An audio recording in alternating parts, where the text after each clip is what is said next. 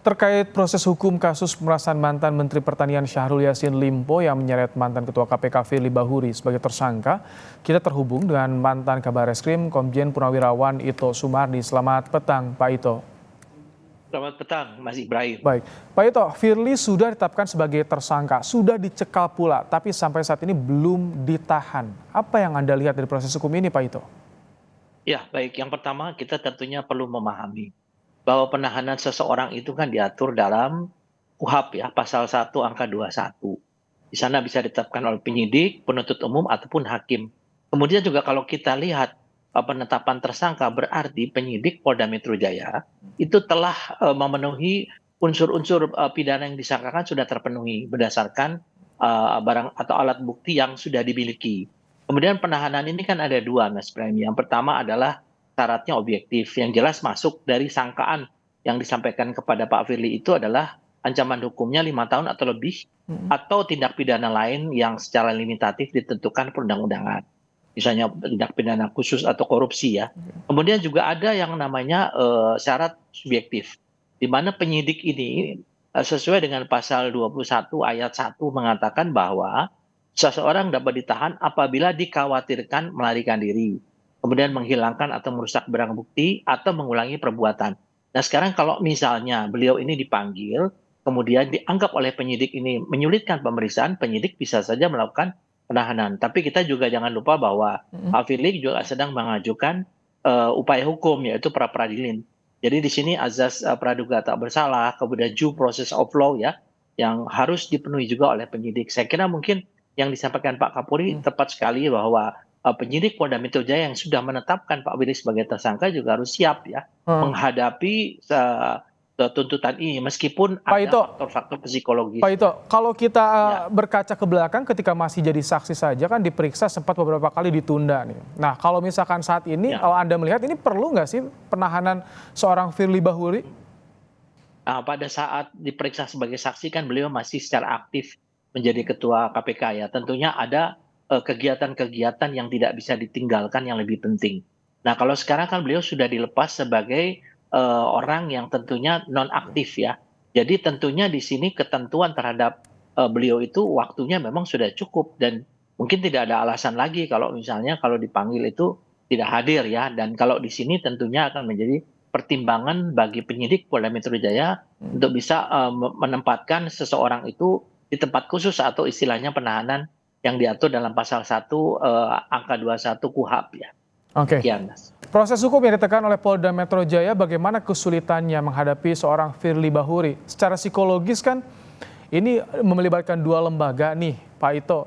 Dan bahkan Kapolda sempat bersama-sama juga di satu lembaga di KPK bersama Firly Bahuri. Iya pasti ya. Kita mesti ingat bahwa di negara hukum kita itu berlaku azas equality before the law. Jadi setiap siapapun juga itu tentu memiliki persamaan yang hak yang sama di depan hukum. Kita tahu ada kasus-kasus dulu Pak Freddy Sambo, Pak Teddy Minahasa, kemudian ada beberapa kasus lain yang tentunya di sini Polri harus mengesampingkan ya ikatan psikologis ataupun mungkin teman seangkatan atau mantan atasan. Tapi kita sudah melihat selama ini bahwa Polri sudah sangat profesional. Dan saya sangat yakin penyidik Polda Metro Jaya yang saat ini sedang dibawa Pak Karyoto tentunya juga mendapatkan restu dari Pak Kapolri ya sebagai pimpinan lembaga. Apapun yang dilakukan sepanjang sesuai dengan norma, sesuai dengan azas presisi, Pak Kapolri pasti akan mendukung ya, mendukung penuh. Sehingga kalau ada konsekuensi hukum yang harus dihadapi ya harus dihadapi dengan sebaik-baiknya. Demikian. Equality before the law dan itu bisa diterapkan. Anda melihat Polda Metro Jaya tengah menerapkan ini terhadap Firly Bahuri? Ya betul, dan sekarang kan masyarakat melihat ya, kan Pak Firly itu satu angkatan dengan Pak Karyoto, kemudian beliau dari pimpinan lembaga tertinggi di anti korupsi ya, dan juga berasal dari satu kesatuan. Saya kira masyarakat di sini akan sangat melihat dan mengikuti ya, beda dengan yang lain-lain ya. Saya kira ini pun juga menjadi konsekuensi bagi Polda Metro Jaya untuk betul-betul melaksanakan penerapan hukum ini dengan sebaik-baiknya, dengan presisi ya, sehingga tidak ada lagi ada istilah bahwa karena teman, karena mantan atasan, kemudian ada keengganan atau ewo pekewo. Saya kira enggak ya, saya kira enggak. Tapi secara psikologisnya gimana? Termasuk juga ini yang jadi PR psikologisnya penyidik loh, Pak Ito. Ya, kalau saya lihat penyidik ini kan harus bertanggung jawab kepada pimpinan. Jadi di sini yang bertanggung jawab adalah Pak Kapolda, dan Pak Kapolda tentunya harus melaporkan dan menyampaikan pertanggungjawabannya kepada Pak Kapolri. Pak Kapolri kepada Presiden. Negara kita negara hukum. Jadi sini tidak ada alasan siapapun juga, dan ini sudah dibuktikan beberapa kali oleh Polri ya untuk melakukan penegakan hukum terhadap anggota-anggotanya Mhm. dari berbagai tingkatan. Meskipun anggota itu berpangkat lebih tinggi, ya jabatannya tinggi, tapi tetap kalau memang melanggar hukum itu sudah dibuktikan melalui proses pengadilan. Hmm. Saya kira mungkin kita menunggu saja nanti di proses pengadilan. Kalau pengalaman Anda bagaimana sih Pak Ito ketika menangani kasus yang melibatkan penegak hukum lain? Seperti apa sih kendala-kendala tantangannya terutama Pak Ito? Ya, pasti yang pertama secara normatif, tiap orang kan mempunyai upaya untuk melepaskan diri dari jeratan hukum. Dan itu diatur dalam undang-undang ya, misalnya mengadukan pra-peradilan. Kan pra-peradilan itu juga bisa yang dikatakan namanya error in persona. Kalau misalnya ada kekeliruan dalam menempatkan seseorang sebagai tersangka ataupun ditahan ya, ataupun disita barang buktinya. Dan nanti pengadilan itulah yang menjadi ujung tombak daripada keadilan dan kepastian hukum.